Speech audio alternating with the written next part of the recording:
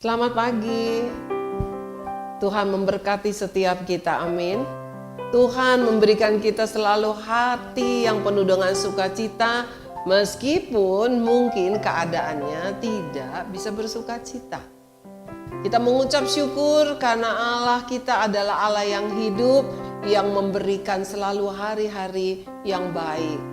Bukan karena memiliki segala sesuatu yang berlimpah, tetapi karena ada pertolongan yang daripadanya buat setiap kita orang yang percaya. Mari sama-sama kita naikkan pujian. Selamat pagi Bapa.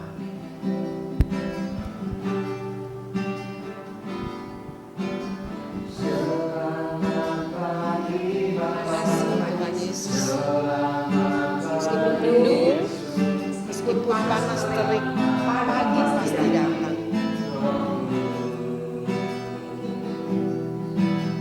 Terima kasih atas anugerah-Mu semalam telah berlalu. Ku memuji,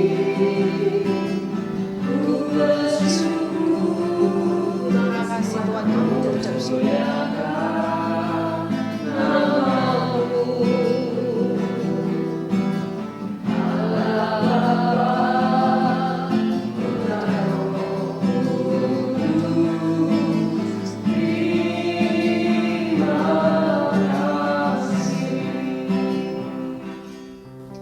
Tidak bosan-bosannya ya Bapa, kami mengucap syukur, kami berterima kasih karena kami selalu merasakan kebaikan Tuhan dalam hidup kami.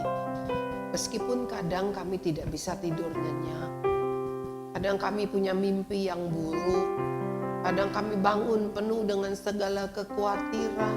Tetapi Tuhan, kami mau belajar selalu mengucap syukur karena kami tahu tidak ada satupun yang dapat memisahkan kami dari kasih-Mu. Ketika kami sehat, Engkau mengasihi kami. Ketika kami tidak sehat, bukan berarti Tuhan Engkau tidak mengasihi kami. Bahkan kami lebih lagi merasakan kasih dan pemeliharaan Tuhan. Sebab itu kami mengucap syukur. Engkau Allah yang terlalu luar biasa, terlalu baik bagi setiap kami. Di dalam nama Tuhan Yesus kami mengucap syukur. Amin. Wow, luar biasa. Kita mau naikkan satu pujian. Mari kita naikkan pujian. Siapkan Kitab suci, doa tiap hari, doa tiap hari, doa tiap hari. Baca kitab suci, doa tiap hari. Kalau mau tunggu. Kalau pohon mau tumbuh, dia harus disiram. Dia harus diberi pupuk. Kalau kamu juga mau bertumbuh rohani kamu, bukan cuma asal gemuk atau bertambah tinggi saja, tapi rohani kamu harus tumbuh. Kamu harus baca kitab suci, baca firman Tuhan. Satu kali lagi Mr. Yonas, kita naikkan pujian ini.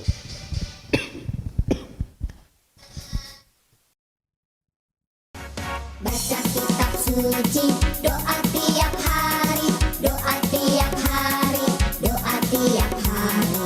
Baca kitab suci, doa tiap hari. Kalau mau tumbuh, kalau mau tumbuh, kalau mau tumbuh. Tapi kita mau bertumbuh, nggak ada mau yang jadi orang kerdil. Doa tiap hari kalau mau tumbuh. Amin. Baca kitab suci setiap hari membuat kita menjadi kenyang rohani kita. Kalau kita mau bertumbuh, kita harus baca kitab suci. Sarapan sorgawi kita pagi hari ini diambil dari 1 Korintus pasal 12 ayat yang ke-8, bunyinya demikian. Sudah buka Alkitabnya? Mari, 1 Korintus pasal 12 ayat yang ke-8. Katakan demikian, sebab kepada yang seorang roh memberikan karunia untuk berkata-kata dengan hikmat. Roh di sini huruf besar, bukan roh yang kecil. Roh huruf besar, ya. Lalu dikatakan lagi, dan kepada yang lain roh yang sama memberikan karunia berkata-kata dengan pengetahuan.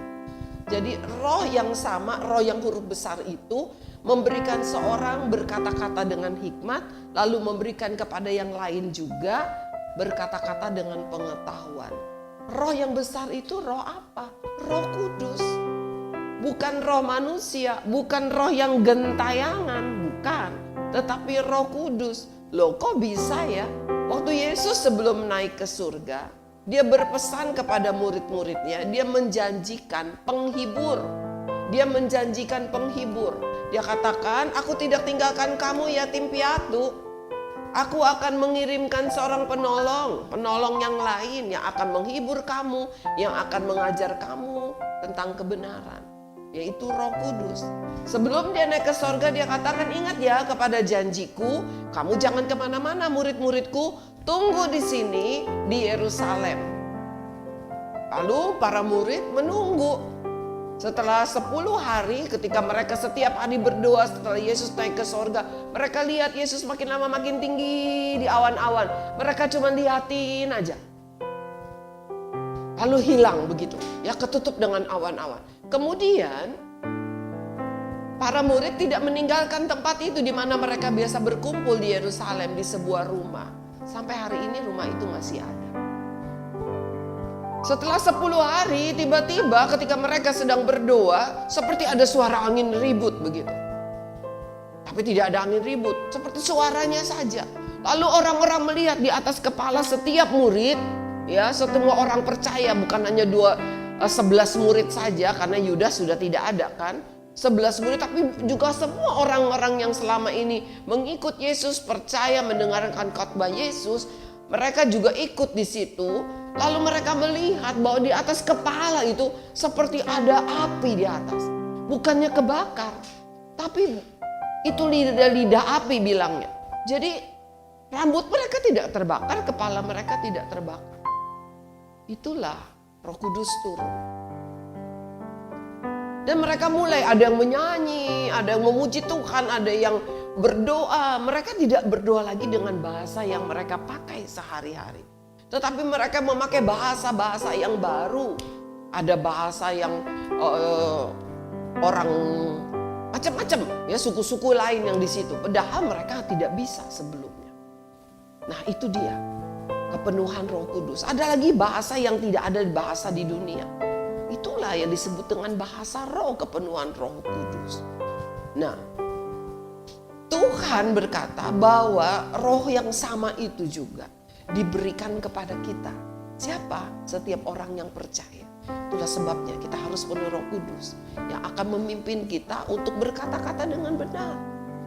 Untuk berkata-kata yang memberikan pertolongan, berkata-kata yang memberikan penghiburan, bukan kata-kata yang menyakiti hati orang lain. Ada satu peristiwa di dalam Alkitab. Waktu itu Raja Firaun di Mesir tidur. Bangun tidur dia ingat kepada mimpi. Mimpinya gak enak. Mula-mula sih mimpinya enak. Tapi kemudian mimpinya tidak enak. Dia bingung sekali dengan mimpi itu. Lalu dia kumpulkan semua orang-orang pintar di negerinya. Dia bilang, nih saya mimpi, tolong artikan apa arti mimpi ini. Tapi satu orang pun gak ada yang bisa ngerti. Lalu apa yang terjadi? Ada seseorang, juru minuman, jadi yang tukang bikin minuman buat raja, bilang, saya ingat loh, saya punya kenalan. Saya punya kenalan, tapi dia sekarang ada di penjara. Dia orang Ibrani, dia bukan orang Mesir. Waktu itu saya pernah mimpi dan dia tahu artinya. Oh ya, kata Firaun. Dipanggillah, siapakah dia? Yusuf. Yusuf yang dibuang oleh kakaknya, dijual menjadi budak, sampailah dia di Mesir. Dan saat itu dia di penjara, dikeluarkan dari penjara. Lalu Firaun mulai bercerita. Firaun bilang begini, saya mimpi. Pertama-tama saya berada di tepi sungai, lalu saya melihat ada 7 lembu sapi gemuk-gemuk. Sehat sapinya, lagi makan rumput. seneng ngeliatnya, seger sapinya. Tiba-tiba keluar dari sungai itu, dari sungai Nil itu ada 7 lembu lagi. Tapi kurusnya luar biasa, tulang-tulangnya kelihatan. Aduh, ngelihatnya nggak enak. Itu sapi yang kurus makan sapi yang gemuk. Tapi sapi yang kurus itu nggak jadi gemuk, tetap kurus. Kemudian mimpi itu hilang. Aku mimpi lagi, aku lihat ada 7 ikat. 7 ikat gandum, padi. Ya, 7 ikat itu padi. Gemuk-gemuk. Gemuk-gemuk bulir-bulirnya. Bulet-bulet begitu, ya. Aduh, aku melihatnya bagus sekali. Karena orang Mesir tidak menanam padi, menanamnya gandum. Buat bahan makan mereka bikin roti.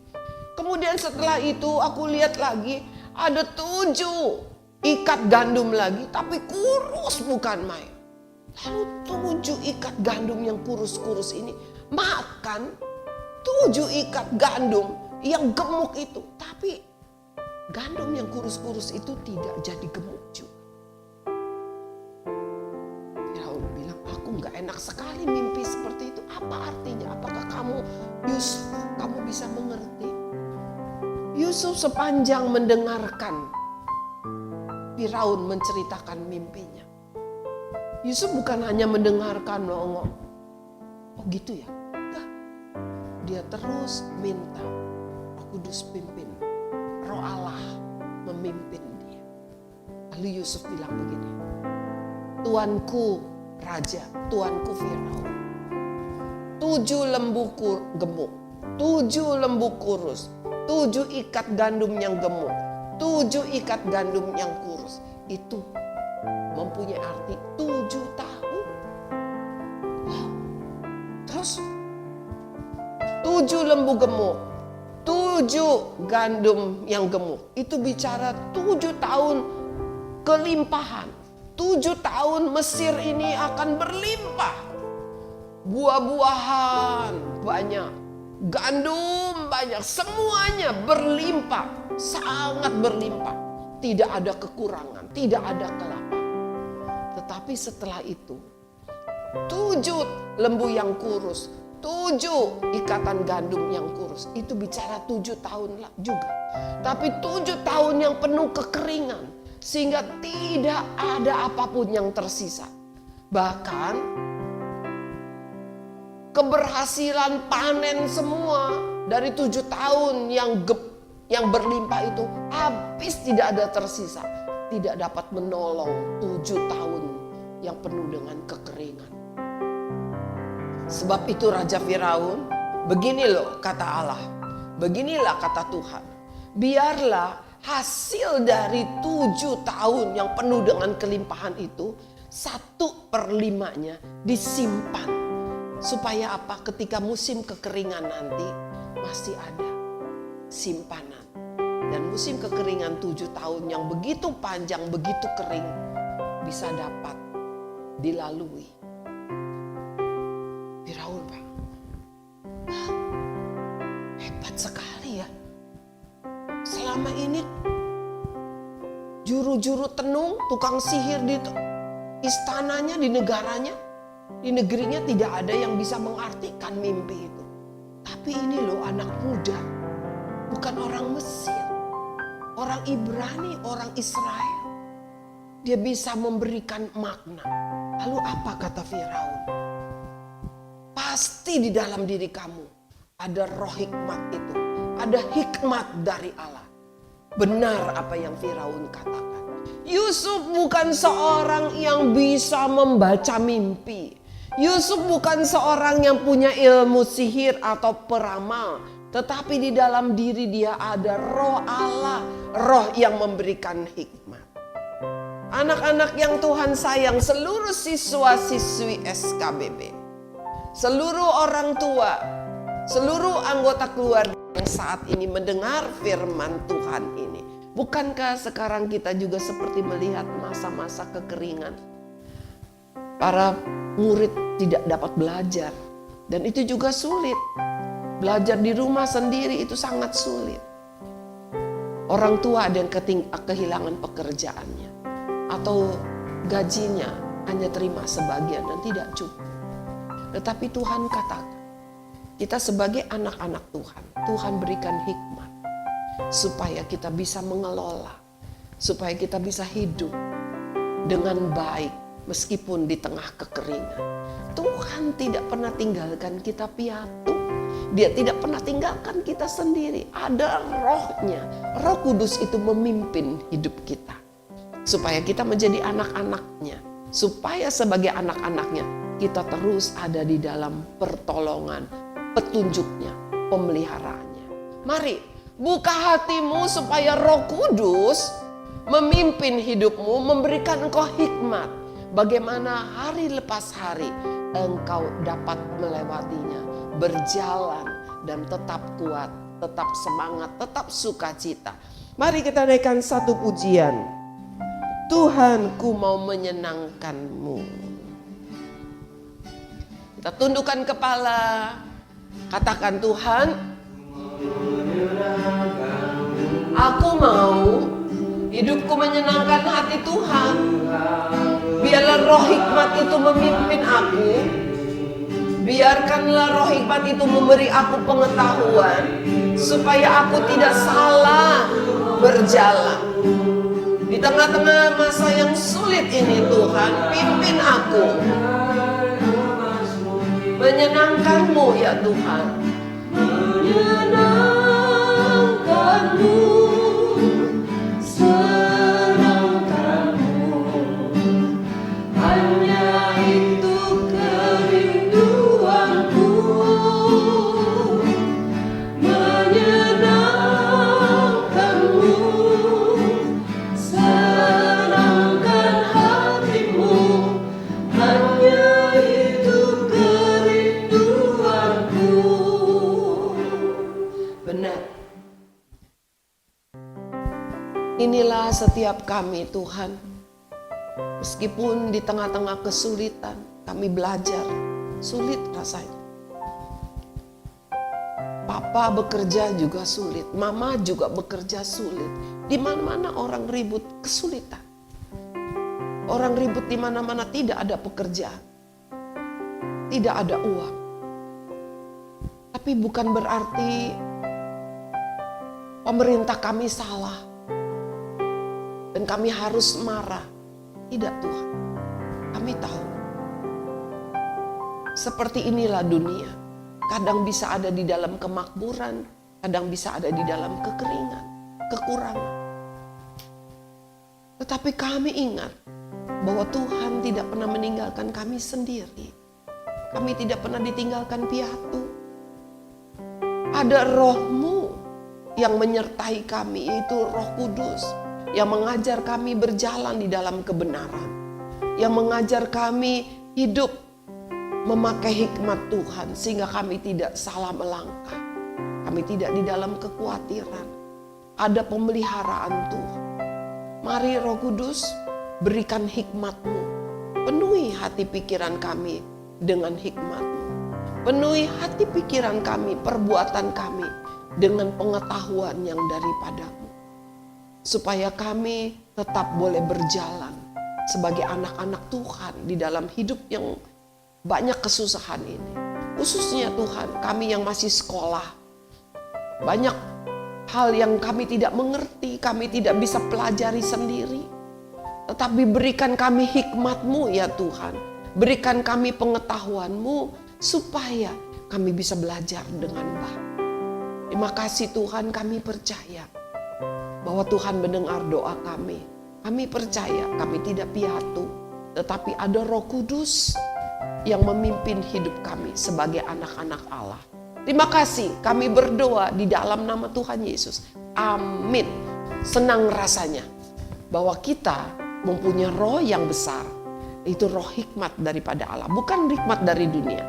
Kita mempunyai roh pengetahuan, kita diberitahu hal-hal yang mungkin bagi manusia tidak terpikirkan. Bukan kita meramal, tetapi kita tahu apa yang harus kita lakukan.